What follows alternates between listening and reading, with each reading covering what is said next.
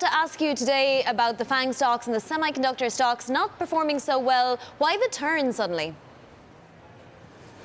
You know, I really don't know. They've had wonderful momentum all year long. Technology, I mean, not necessarily the FANGs, in fact, not any of the FANGs. Tech is the top position in our tactical funds.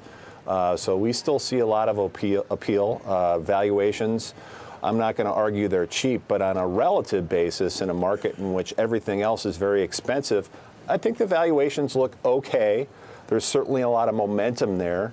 And, you know, quite frankly, I think the sector, I mean, and again, not necessarily saying the FANGs as well, but I think the sector will be the leader right through the end of this bull market.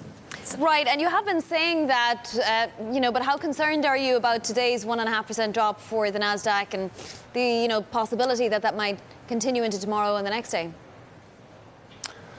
That could certainly happen given the incredible moves you've seen to the upside this year. But I think just more broadly, what we're impressed with, and granted, it's been a wonderful year for growth and momentum over value, but at yesterday's high, virtually everything we would look at as sort of a precursor of a major bull market high, I mean, all of these bellwethers essentially were at new highs yesterday, and that includes value, even though it's lagging year to date, financials, utilities, I mean, just go up and down the list, mid caps, small caps, growth, value across factors, across capitalization tiers. I mean, this is incredibly broad, the move we're seeing to the upside. I mean, everything would be wonderful if it weren't for those pesky PE ratios.